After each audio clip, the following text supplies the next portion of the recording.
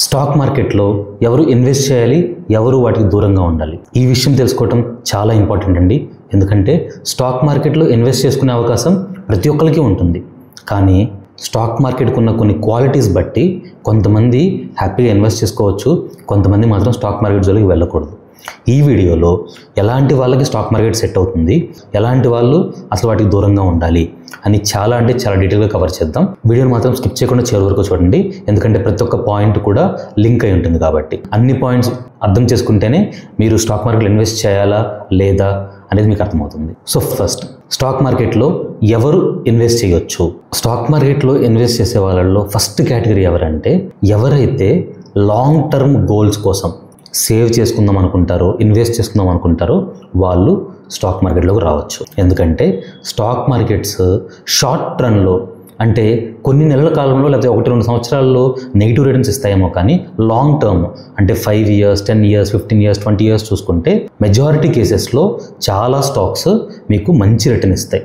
మీకు బ్యాంక్స్ కంటే, inflation rate కంటే, వాటికంటే కూడా ది బెస్ట్ రిటర్న్స్ ఇస్తాయి. కాబట్టి ఎవరైతే లాంగ్ టర్మ్ కోసం, అంటే నేను ఇప్పుడు 25 years సార్, నేను ఇప్పుడు జాబ్ స్టార్ట్ చేసుకున్నాను, నాకు 40 years అప్పుడు రిటైర్ అవ్వాలి ఉంది, దానికోసం నేను సేవ్ చేస్తాను అనుకుంటున్నాను, లాంగ్ టర్మ్ ఆల్మోస్ట్ మీరు 15 సంవత్సరాలు ఇన్వెస్ట్ చేసుకుంటున్నారు. సో అది చాలా లాంగ్ టర్మ్ గోల్, కాబట్టి అలాంటి వాళ్ళు హ్యాపీగా రావచ్చు. ఓకే. అండ్ అలాగే సార్, నేను ఇప్పుడే రీసెంట్గా జాబ్ స్టార్ట్ చేశాను, నాకు ఫ్యూచర్లో ఒక మంచి డ్రీమ్ హౌస్ కట్టుకోవాలని ఉంది, ఆ హౌస్ కట్టుకోవాలంటే ఒక 5 crores అవుతుంది, దానికోసం దాచిపెట్టుకుందాం అనుకుంటున్నాను. అలాంటి లాంగ్ టర్మ్ గోల్ ఉన్న వాళ్ళు స్టాక్ మార్కెట్స్లో ఇన్వెస్ట్ చేసుకోవచ్చు. ఎందుకంటే స్టాక్ మార్కెట్లో షార్ట్ టర్మ్లో లాభపడిన వాళ్ళు చాలా తక్కువ మంది ఉంటారు, లాంగ్ టర్మ్లో స్టాక్ మార్కెట్లో మనీ ఉంచుకొని లాభం పొందిన వాళ్ళు చాలా ఎక్కువ మంది ఉంటారు. ఓకే, ఈ కేటగిరీ వాళ్ళు ఇన్వెస్ట్ చేసుకోవచ్చు. ఇంకా స్టాక్ మార్కెట్లో ఎవరు ఇన్వెస్ట్ చేసుకోవచ్చు అంటే, people with other source of income. ఎప్పుడు కూడా స్టాక్ మార్కెట్ ఒక్కటే మీ ఇన్కమ్ అవ్వకూడదు. ఎందుకంటే స్టాక్ మార్కెట్ అనేది ఒక ఆల్టర్నేట్ సోర్స్, అంతేకాని స్టాక్ మార్కెట్ మీదే ఆధారపడిపోయి మీ జీవనాధారం, మీ ఫ్యామిలీ అట్లా ఎప్పుడూ ఉండకూడదు. అఫ్కోర్స్ ఒక 10 years, 15 years తర్వాత మీరు ఒక డీసెంట్ పోర్ట్ఫోలియో బిల్డ్ చేసుకుంటే అలా ఉండొచ్చు. కానీ స్టార్టింగ్లోనే నేను నా జాబ్ ఆపేస్తాను, నా బిజినెస్ ఆపేస్తాను, ఇంకా కూర్చొని ఇంట్లో ల్యాప్టాప్ పెట్టుకొని కంప్యూటర్ పెట్టేసి ట్రేడింగ్ చేసుకుంటా లేకపోతే స్టాక్స్ చేసుకుంటా ఉంటాను అనేసి ఉండకూడదు.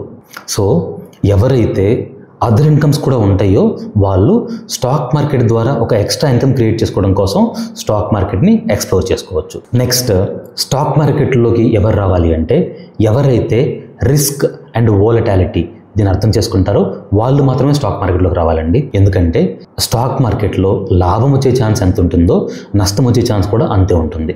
అలాగే మార్కెట్స్ అనేవి ఎప్పుడు పెరుగుతూ ఉండవు, ఎప్పుడు తగ్గుతూ ఉండవు. కొన్నిసార్లు పెరుగుతాయి, కొన్నిసార్లు తగ్గుతాయి, కొన్నిసార్లు గ్లోబల్ న్యూస్ బట్టి ఇంపాక్ట్ అవుతాయి, కొన్నిసార్లు కంపెనీ స్పెసిఫిక్ న్యూస్ బట్టి ఇంపాక్ట్ అవుతాయి, కొన్నిసార్లు ఎకానమీ బట్టి, కొన్నిసార్లు గవర్నమెంట్ డెసిషన్ బట్టి, ఇలాంటి ఎన్నో న్యూస్, ఎంతో ఇన్ఫర్మేషన్ బట్టి స్టాక్స్ అనేవి మూవ్ అవుతూ ఉంటాయి. సో బేసిక్ ఆ రిస్క్, ఆ వోలటాలిటీ, ఈ నేచర్ అర్థం చేసుకున్న వాళ్ళు మాత్రమే స్టాక్ మార్కెట్లోకి రావాలి.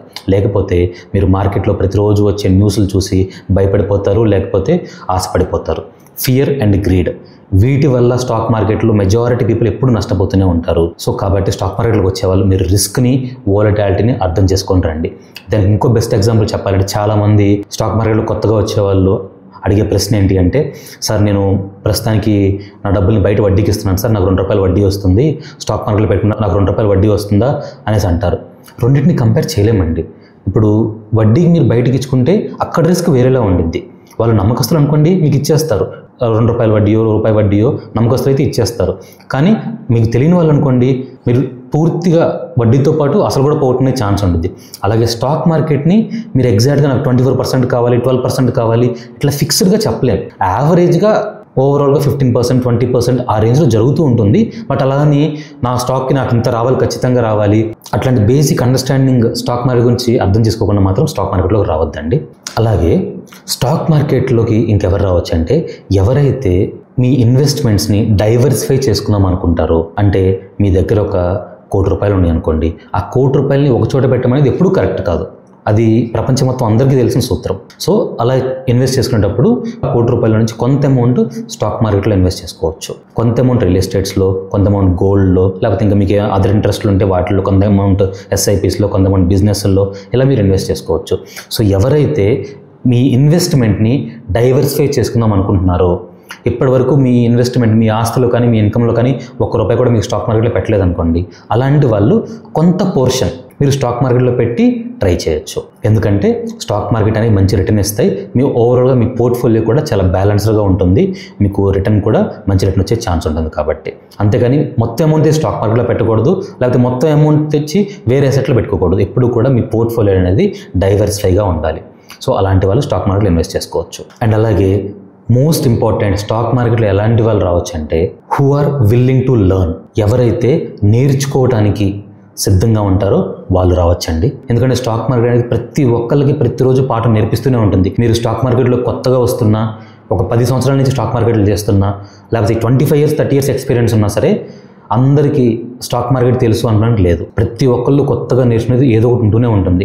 ఏ న్యూస్ బట్టి స్టాక్ ఎలా ఇంపాక్ట్ అయ్యింది, కంపెనీలో ఎలాంటి న్యూస్కి స్టాక్ ఎలా రియాక్ట్ అవుతుంది, గవర్నమెంట్ పాలసీస్కి స్టాక్ ఎలా రియాక్ట్ అవుతుంది, ఇలా కొత్త న్యూస్లు, కొత్త స్ట్రాటజీస్, కొత్త టెక్నిక్స్, ఇలాంటి ప్రతి ఒక్కటి చాలా విషయాలు ఉంటాయి స్టాక్ మార్కెట్లో. సో ఎవరైతే అలా లెర్నింగ్ మైండ్ సెట్తో ఉంటారో వాళ్ళు మాత్రమే స్టాక్ మార్కెట్లోకి రండి. ఏదో ఒక యూట్యూబ్ వీడియోలో లేకపోతే ఒక చిన్న కోర్స్ చేసి వచ్చి ఇంకా నాకు స్టాక్ మార్కెట్ గురించి మొత్తం తెలిసేసింది అనుకుంటే దానికంటే ఫూలిష్నెస్ ఏమీ ఉండదు. స్టాక్ మార్కెట్ అనేది దాని నాలెడ్జ్ కానీ దాని లెర్నింగ్ కానీ ఎప్పటికీ ఆగదు. అది కంటిన్యూస్ లెర్నింగ్ అనమాట. సో ఎవరికైతే అట్లాంటి లెర్నింగ్ మైండ్ సెట్ ఉంటుందో వాళ్ళు మాత్రమే స్టాక్ మార్కెట్లోకి రావాలి. అలాగే యూత్ స్టాక్ మార్కెట్లోకి రావచ్చండి. అది కూడా బేసిక్ నాలెడ్జ్ తెలుసుకున్న తర్వాతే. వచ్చేయచ్చు కదా, ఎవరికో మా ఫ్రెండ్కి ఇట్లా వచ్చినా లేకపోతే మా చుట్టాలకి ఎంతో ఇట్లా వచ్చేది అనేసి స్టాక్ మార్కెట్ రావడం కాదు. దాని గురించి అండర్స్టాండ్ చేసుకోండి. ఎకనామిక్ అనాలిసిస్ అంటే ఏంటి, ఇండస్ట్రీ అనాలిసిస్ అంటే ఏంటి, కంపెనీ అనాలిసిస్ అంటే ఏంటి, అసలు స్టాక్ మార్కెట్ అంటే ఏంటి, లాంగ్ టర్మ్ ఇన్వెస్టింగ్ అంటే ఏంటి, షార్ట్ టర్మ్ ఇన్వెస్టింగ్ అంటే ఏంటి, ఫ్యూచర్స్ అంటే ఏంటి, ఆప్షన్స్ అంటే ఏంటి, టెక్నికల్ అనాలిసిస్ అంటే ఏంటి, ఫండమెంటల్ అనాలిసిస్ అంటే ఏంటి, PE రేషియో అంటే ఏంటి, ఇలాంటి ఎన్నో కాన్సెప్ట్స్ చాలా ఉంటాయి. అఫ్కోర్స్ అన్నీ మీకు ఒకరోజు రావు, బట్ అట్లీస్ట్ కొన్ని బేసిక్స్ అయినా సరే మీరు నేర్చుకొని రండి. ఎవరైతే యంగ్ పీపుల్ ఉన్నారో వాళ్ళకి స్టాక్ మార్కెట్స్ అనేవి చాలా మంచి ఆప్షన్. ఎందుకంటే మీరు యంగ్ ఏజ్లో ఉన్నారు కాబట్టి మీ మనీ స్టాక్ మార్కెట్లో పెట్టుకొని లాంగ్ టర్మ్ కోసం ఒక 10-15 years కోసం మీరు సేవ్ చేసుకుంటుంటే కాంపౌండింగ్ ఎఫెక్ట్ జరుగుతుంది. మీ మనీ ఎంత గ్రో అవుతాయో మీరు కనీసం ఇమాజిన్ కూడా చేయలేరు. సో యంగ్ పీపుల్కి స్టాక్ మార్కెట్స్ అనేది చాలా మంచి ఆప్షన్. అలాగని యంగ్ పీపుల్ ప్రతి ఒక్కళ్ళు వచ్చేయమని కాదు, బేసిక్ నాలెడ్జ్ మీరు గెయిన్ చేసుకొని కొంచెం స్టార్ట్ చేసుకోండి. మీకు ఎక్స్పీరియన్స్ నాలెడ్జ్ పెరుగుతున్న కొంది మీరు ఇంకొంచెం ఇన్వెస్ట్మెంట్లు పెంచుకోండి. ఇలాంటి కేటగిరీ వాళ్ళందరూ కూడా స్టాక్ మార్కెట్లోకి రావచ్చండి. ఇప్పుడు స్టాక్ మార్కెట్కి ఎవరు దూరంగా ఉండాలి అని మనం చూద్దాం. People with no emergency fund ఎవరు దూరంగా ఉండాలి అంటే, మీరు ఇన్వెస్ట్ చేసుకోవాలనుకుంటున్నారు, స్టాక్ మార్కెట్లో పెట్టుకోవాలనుకుంటున్నారు, చాలా మంచి విషయం. కానీ మీకు కనీసం ఒక 3 to 6 months ఎమర్జెన్సీ ఫండ్ కూడా లేకుండా మీరు డైరెక్ట్గా డబ్బులు తీసి స్టాక్ మార్కెట్లో పెట్టమనేది కరెక్ట్ కాదు. అఫ్కోర్స్ స్టాక్ మార్కెట్ మంచి రిటర్న్ ఇచ్చింది, ఒప్పుకుంటాను. కానీ ఎమర్జెన్సీ ఫండ్ వాల్యూ దాని బెనిఫిట్ పొందిన వాళ్ళకే అర్థమవుతుంది. మీరు జాబ్ చేయొచ్చు, బిజినెస్ చేయొచ్చు. ఈ రోజుకి మీ జాబ్ పోయినా, ఈ రోజు మీ బిజినెస్ పోయినా, మిమ్మల్ని మీ కుటుంబాన్ని పోషించడానికి కనీసం 3 నుంచి 6 నెలల పాటు మీకు ఒక ఇన్కమ్ ఉందా, అట్లీస్ట్ ఫండ్స్ ఉన్నాయా? అవి లేకుండా నేను డైరెక్ట్ స్టాక్ మార్కెట్లో పెట్టేస్తా, ఫ్యూచర్స్ చేస్తా, ఆప్షన్స్ చేస్తా, లేకపోతే ఇన్వెస్టింగ్ చేస్తా అంటే అది కరెక్ట్ కాదు. ముందు కొన్ని ఫండమెంటల్ నెసెసిటీస్ చూసుకోవాలి. సో అందులో ఎమర్జెన్సీ ఫండ్ అనేది ఒకటి. నెక్స్ట్, స్టాక్ మార్కెట్కి ఎవరు దూరంగా ఉండాలి అంటే వెరీ లో రిస్క్ టాలరెన్స్. ఎవరైతే వాళ్ళ డబ్బులు కొంచెం తగ్గినా సరే భయపడిపోతారో వాళ్ళు మాత్రం స్టాక్ మార్కెట్లో జోలికి రావద్దండి. ఎందుకంటే స్టాక్ మార్కెట్ అన్న తర్వాత అది ఎంత పెద్ద స్టాక్, ఎంత సూపర్ స్టాక్, ఎంత వరల్డ్ బెస్ట్ స్టాక్ అయినా సరే ఖచ్చితంగా కొన్ని రోజుల్లో పడిద్ది, కొన్ని రోజుల్లో పెరిగిద్ది. అది ఇంకా కామన్ నాలెడ్జ్. మీకు కనుక మీ డబ్బులు ఒక 1% తగ్గిన వెంటనే అమ్ము అనేసి భయం వేస్తే మీకు స్టాక్ మార్కెట్లో సెట్ అవ్వవు. మీరు కావాలంటే బ్యాంక్లో FDలు చేసుకోండి, లేకపోతే పెన్షన్ ఫండ్స్లో ఇన్వెస్ట్ చేసుకోండి, లేకపోతే పోస్ట్ ఆఫీస్లో కట్టుకోండి, లేకపోతే వేరే ఇన్వెస్ట్మెంట్ పెట్టుకోండి, కార్పొరేట్ బాండ్స్లో పెట్టుకోండి, లేకపోతే SIPస్లో డైవర్సిఫైడ్ SIPస్లో పెట్టుకోండి. నెక్స్ట్, స్టాక్ మార్కెట్కి ఎలాంటి వాళ్ళు దూరం ఉంటే మంచిదంటే ఎవరికైతే షార్ట్ టర్మ్లో మనీ నీడ్ ఉందో వాళ్ళు స్టాక్ మార్కెట్ రావద్దండి. ఎందుకంటే మీకు ఫర్ ఎగ్జాంపుల్ ఒక 3 నెలల్లోనో 6 నెలల్లోనో ఇది అత్యవసరం ఉంది, దానికోసం డబ్బులు పక్కన పెట్టుకున్నారు, కానీ ఊరికే ఉండటం ఎందుకులే అనేసి స్టాక్ మార్కెట్లో పెట్టుకుంటే కనుక సో ఆ 3 months 6 months మీకు అవసరమైన లోపు ఆ స్టాక్ పాజిటివ్లో ఉంటే సూపర్ హ్యాపీ, కానీ అది నెగిటివ్లో ఉంటే మాత్రం మీరు పెట్టిన అమౌంట్ రికవర్ చేసుకోవడానికి టైం పట్టిద్ది, కానీ మీ అవసరమేమో వెంటనే వచ్చేసిద్ది. సో అంతకాలం మీరు వెయిట్ చేయలేరు కాబట్టి మీరు నష్టంతో బయటకు వస్తారు. మీరు షార్ట్ టర్మ్లో అవసరం ఉంటే దాన్ని డెట్ ఫండ్స్లో అలాంటి వాటిలో పెట్టుకోండి, మీ అవసరం వచ్చినప్పుడు అమ్మేసుకోండి. నెక్స్ట్, స్టాక్ మార్కెట్ ఇంకా ఎవరు దూరంగా ఉంటే మంచిదంటే గలీబుల్ మైండ్ సెట్ ఉన్న వాళ్ళు దూరంగా ఉండాలి అండి. అంటే గుంపులో గోవిందంలాగా, లేకపోతే పక్కన వాళ్ళు ఎవరో చెప్పేశారనేసి వాళ్ళ మాటలు నమ్మేసి ఇన్వెస్ట్ చేసేవాళ్ళు, అట్లాంటి వాళ్ళు స్టాక్ మార్కెట్ ఎంత దూరంగా ఉంటే అంత మంచిది. ఎందుకంటే వాట్సాప్ గ్రూప్లో ఎవరో పలానా ఈరోజు ఈ స్టాక్ పెరిగింది 10%, లేకపోతే రేపు ఈ స్టాక్ పెరిగింది 15% అని స్టాక్ మార్కెట్స్లో, ఫ్యూచర్స్లో, ఆప్షన్స్లో ఎంతోమంది పెడుతూ ఉంటారు. వాట్సాప్ గ్రూప్స్లో చూసి, టెలిగ్రామ్స్లో చూసి, లేకపోతే యూట్యూబ్లో ఎక్కడో చూసేసి. అలాంటి వాళ్ళు మీరు ఎవరేం చెప్తే అది నమ్మేస్తారు. ఒక వాట్సాప్ గ్రూప్లో ఒకప్పుడు రిలయన్స్ కమ్మంటే రిలయన్స్ కొంటారు, ఇంకో గ్రూప్లో వాడు అమ్మంటే అమ్మేస్తారు. ఇట్లా మీరు చేసినంతకాలం స్టాక్ మార్కెట్లో ఎప్పుడు డబ్బులు సంపాదించలేరు. అట్లాంటి మైండ్ సెట్ ఉన్నంతకాలం అలాంటి వాళ్ళు స్టాక్ మార్కెట్ ఎంత దూరం ఉంటే అంత మంచిది. స్టాక్ మార్కెట్ అనేది చాలా కామ్ అండ్ కంపోజ్డ్గా చేసుకోవాల్సిన ఒక ఇన్వెస్ట్మెంట్. సో మీరు కనుక ఇతరులు ఏం చెప్పినా ఇన్ఫ్లుయెన్స్ అయిపోతూ మీకు బేసిక్ నాలెడ్జ్ లేకుండా పక్కన వాళ్ళ మీదే ఆధారపడి మీరు ఇన్వెస్ట్ చేసుకుంటే కనుక స్టాక్ మార్కెట్ జోలికి వద్దు. నెక్స్ట్, స్టాక్ మార్కెట్కి ఎవరు దూరంగా ఉండాలి అంటే ఎవరైతే ఎమోషన్స్తో ఫాస్ట్గా డెసిషన్స్ తీసుకుంటూ ఉంటారో వాళ్ళు స్టాక్ మార్కెట్ దూరంగా ఉండాలి. ఎవరికైతే భయం తొందరగా వచ్చేసిద్దో, ఎవరికైతే కోపం తొందరగా వచ్చిద్దో, ఎవరికైతే అత్యాశ ఉంటుందో, లేకపోతే ఎవరైతే కంగారు పడిపోతూ ఉంటారో, ఇట్లాంటి వాళ్ళందరూ కూడా స్టాక్ మార్కెట్ ఎంత దూరంగా ఉంటే అంత మంచిదండి. ఇందాక చెప్పా కదా, స్టాక్ మార్కెట్ అనేది it's a risky investment, it's a volatile investment.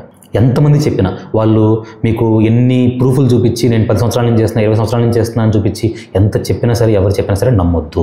మీరు ఎమోషన్స్ బట్టి ఈరోజు అత్యాశగా ఉండి కొనేసి రేపు భయం వేసి దాని నష్టాల్లో అమ్ముకొని మళ్ళీ ఎల్లుండి అత్యాశ పుట్టి మళ్ళీ కొనుక్కొని ఇట్లా ఏ రోజుకు ఆ రోజు మీరు స్టాక్స్తో డిస్కో డాన్స్ చేసినంతకాలం మీరు స్టాక్ మార్కెట్లో డబ్బులు సంపాదించుకోలేరు. సో ఎవరైతే ఎమోషన్స్ మీద కంట్రోల్ లేకుండా ఫాస్ట్గా ఎమోషన్స్తో డెసిషన్ తీసుకుంటారో అలాంటి వాళ్ళు స్టాక్ మార్కెట్కి దూరంగా ఉంటే మంచిది. నెక్స్ట్, స్టాక్ మార్కెట్కి ఎవరు దూరంగా ఉండాలంటే ఎవరైతే అప్పు చేసి మరీ స్టాక్ మార్కెట్లో ఇన్వెస్ట్ చేద్దాం అనుకుంటున్నారో, అప్పు చేసి స్టాక్ మార్కెట్లో కానీ, ఫ్యూచర్స్లో కానీ, ఆప్షన్స్లో కానీ, లేకపోతే నార్మల్ ట్రేడింగ్ కానీ, లాంగ్ టర్మ్ కానీ ఏది చేసినా అది కరెక్ట్ కాదు. ఎందుకంటే మీరు అప్పు చేస్తే అది ఫిక్స్డ్ కమిట్మెంట్, దాన్ని అసలు పే చేయాలి, దాని వడ్డీ పే చేయాలి, అది ఖచ్చితంగా పే చేయాలి. కానీ మీరు పెట్టిన స్టాక్లో కానీ, ఫ్యూచర్ ఆప్షన్స్లో కానీ మీకు ఇన్కమ్ కన్ఫామ్గా ఎంత గ్యారంటీ వచ్చేదని ఎవరూ చెప్పలేరు. అదే మీ సొంత డబ్బులు మీ ఇన్కంలో నుంచి పెట్టుకోండి హ్యాపీగా, మీ ఆస్తిలో నుంచి పెట్టుకోండి హ్యాపీగా. అంతేగాని స్టాక్ మార్కెట్లో బాగా డబ్బులు వస్తున్నాయి అంట కదా, సో నేను బయట రూపాయికి వడ్డీ తీసుకొని స్టాక్ మార్కెట్లో పెట్టుకుంటా, నాకు ₹2 వడ్డీ వచ్చిందనుకో, ₹1 వడ్డీ తీర్చేస్తాను, ఇట్లాంటి కాకమ్మ కబుర్లకి, ఇట్లాంటి కథలకి మీరు మోసపోవద్దు. అట్లాంటి నమ్మేసి స్టాక్ మార్కెట్ జోలికి రావద్దు. ఎవరైతే పెద్దవారు రిటైర్మెంట్ కోసం దాచిపెట్టుకుంటారో వాళ్ళు కూడా స్టాక్ మార్కెట్ జోలికి వద్దండి. ఎందుకంటే మీరు ఆల్రెడీ రిటైర్ అయిపోయి ఉంటారు కాబట్టి మీకు ఫిక్స్డ్ ఇన్కమ్ చాలా ఇంపార్టెంట్. మీరు స్టాక్ మార్కెట్లో పెట్టుకోదలుచుకున్నా సరే తక్కువ రిస్క్ ఉండే స్టాక్స్లో చాలా తక్కువ పోర్షన్ మాత్రమే పెట్టుకోండి. మీ మెజారిటీ ఫండ్స్ ఫిక్స్డ్ ఇన్కమ్ వచ్చేట్లు ప్లాన్ చేసుకోండి. సో ఎవరైతే ఒక ఫిక్స్డ్ ఇన్కమ్ ఖచ్చితంగా నాకు కావాలని ఎక్స్పెక్ట్ చేస్తూ ఉంటారో వాళ్ళు కూడా స్టాక్ మార్కెట్ కొంచెం దూరంగా ఉంటే మంచిది. సో స్టాక్ మార్కెట్లో ఎవరు ఇన్వెస్ట్ చేయాలో చెప్పాను, ఎవరు దూరంగా ఉండాలో చెప్పాను. ఎందుకంటే అండి, స్టాక్ మార్కెట్లోకి వచ్చి ఎంతమంది వేలు, లక్షలు, కోట్లు నష్టపోతారో, ఎంతమంది కుటుంబాలు రోడ్ల మీదకి వచ్చేసినాయో యాజ్ ఎ చార్టర్డ్ అకౌంటెంట్గా మాకు బోల్డ్ ఎగ్జాంపుల్స్ తెలుసు. కాబట్టి మన యూట్యూబ్ ఛానల్ ఫాలో అవుతున్న వాళ్ళు, నా ఆడియన్స్ ఎవ్వరూ కూడా అట్లాంటి సిల్లీ మిస్టేక్స్ చేయకూడదు అని మీ ఫ్యామిలీలో ఒక మెంబర్ లాగా మీకు అడ్వైజ్ ఇస్తున్నాను. సో ఇవి మీరు ఫాలో అవుతారని అనుకుంటున్నానండి. ఐ థింక్ మీ అందరికీ ఈ పాయింట్స్ అర్థమైన అనుకుంటున్నాను. ఇంకా మీకు ఏమైనా డౌట్స్ ఉంటే కామెంట్ సెక్షన్లో మెన్షన్ చేయండి. ప్రతి ఒక్క కామెంట్కి నేను రిప్లై ఇస్తాను. ఈ వీడియో మీకు నచ్చితే లైక్ చేయండి, ఉపయోగపడుతుంది అనుకుంటే మీ ఫ్రెండ్స్కి, ఫ్యామిలీకి షేర్ చేయండి. ఇలాంటి ఎన్నో మంచి వీడియోస్ కోసం మన ఛానల్ సిఎస్ సాయి కృష్ణకి సబ్స్క్రైబ్ చేయండి. Thank you so much for watching. CS Sai Krishna signing off.